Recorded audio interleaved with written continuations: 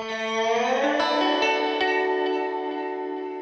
got these pictures I got. I want you to tell me what they're all about. Oh, okay. Yeah, I sent you all I'm this going to stuff. share a screen here and see what we can come up with. All right, that's cool. That should do it. Do you see that?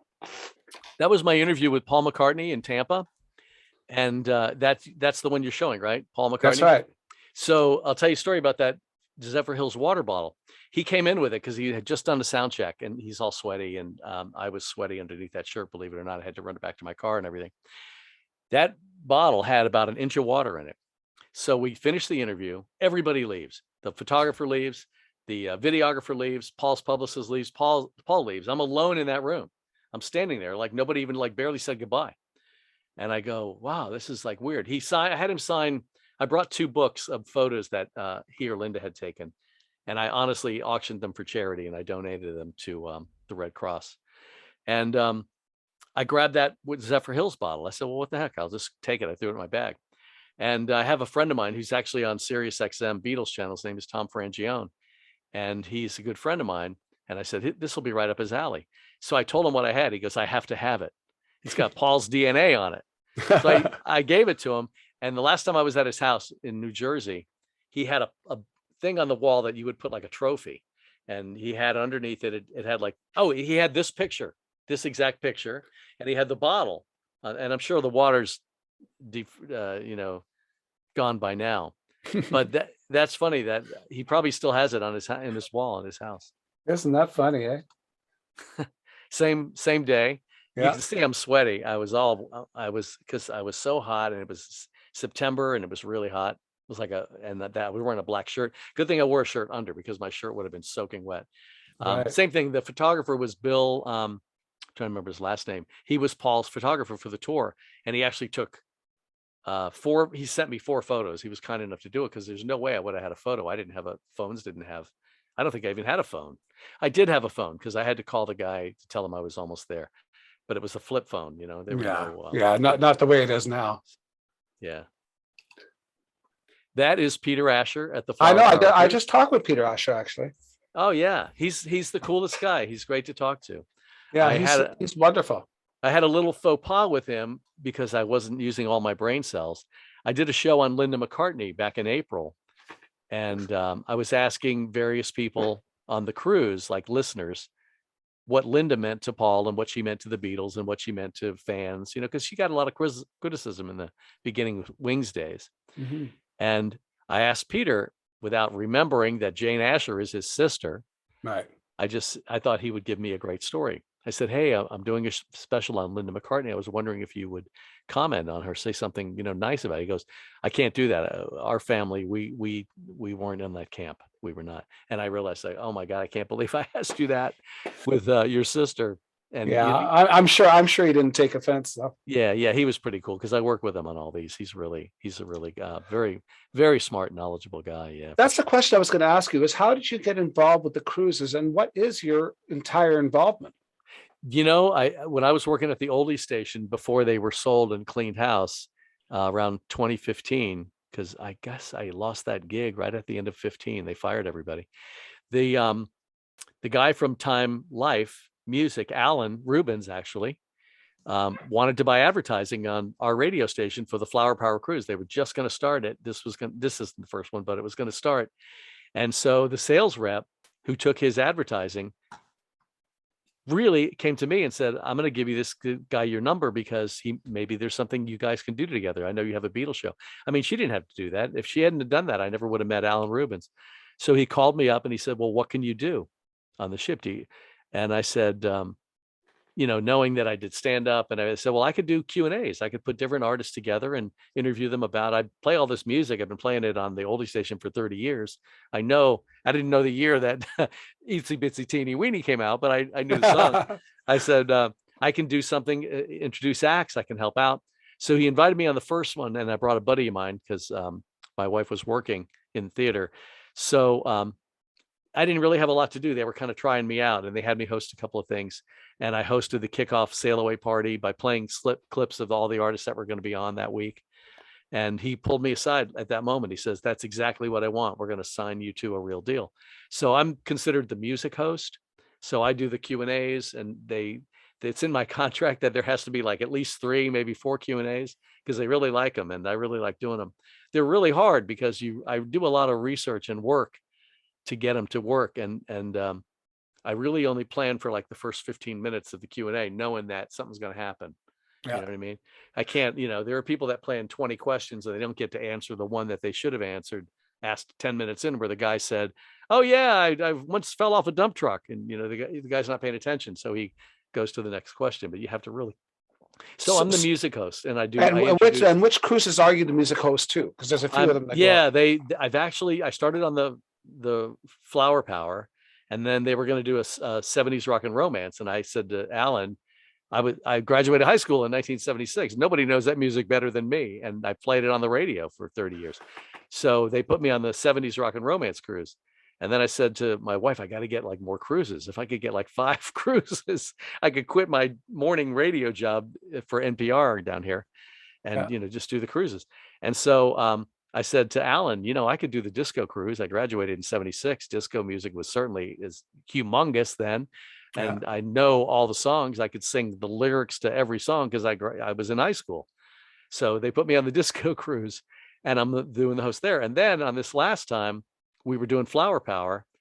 I said to Jason, I said, they have a cruise called the Malt Shop Memories Cruise, which is pre-Beatles. So it's Brian Hyland, it's those artists, Little Anthony and the Imperials. Think of anything that's like vocal group harmony.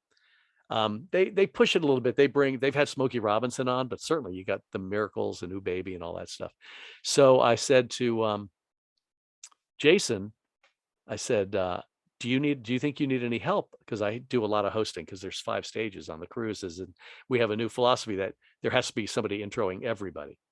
But used to be some of the rooms we didn't care and let people go on and introduce themselves. So he gives me a schedule every day. I've got to be at like 9 places and stuff. So knowing that the guy that is the Peter Asher of the Malt Shop cruise is Jerry Blavitt. He's like a celebrity himself. So he only wants to do like the really big stuff. He'll do like the big room or intro. So I said to Jason, do you need somebody to run around with you? He goes, yeah, that'd be great. So I went to Alan and talked to him about that. So I'm hopefully being considered for that one. So that would be 4.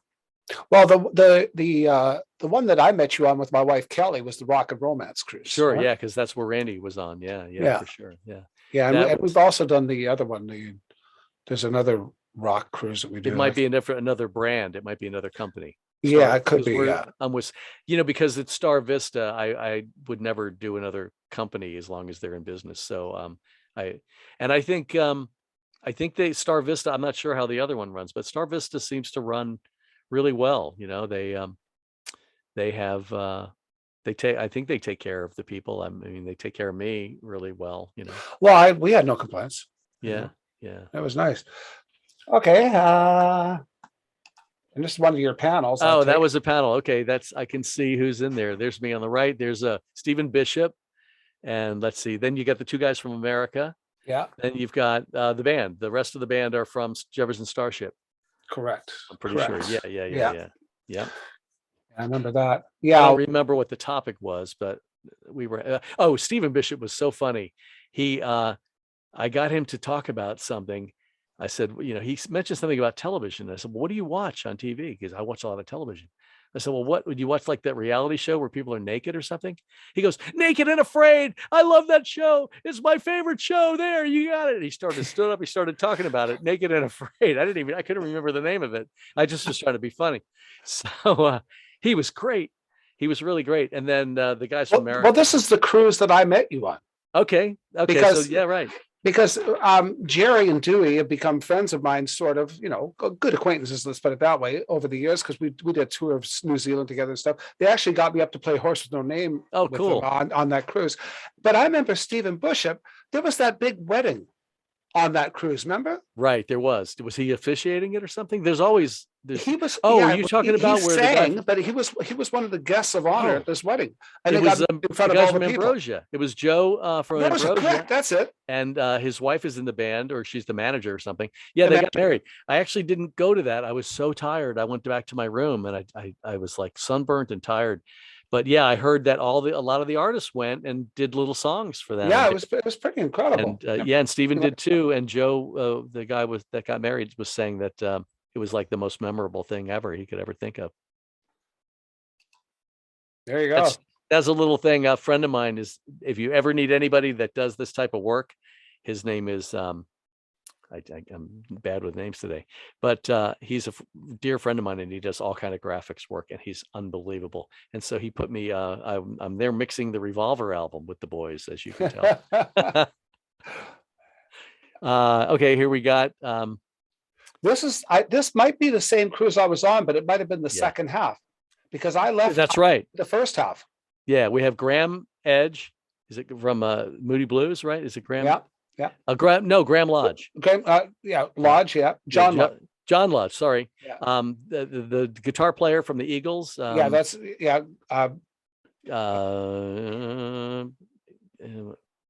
can I forget? We'll come back to him. We'll come back. Glenn or Greg. And then we got Todd Rundgren. Todd Rundgren, and we have Winter. And we have Edgar Winter. Edgar Winter. They told Don, the greatest story. Say again? Don Felder. Don Felder. Yeah, fantastic. I knew he had the same first name as one of the other band members.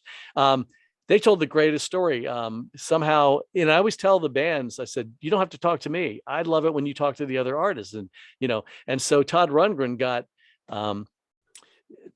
Edgar Winter to tell the story of Frankenstein, which I never heard. He said when they did the song, it was like 7 minutes long. And he said he was cutting parts out of the tape of the reel-to-reel and taping them on the door in the studio or something. And he wasn't sure what order he was going to use them.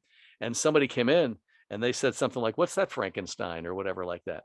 And it looked like Frankenstein's lab or something. Yeah, so that's how the title came around, which is that's the greatest thing. That's another one. But Anthony Parisi is my buddy. I don't know who signed it. Sorry.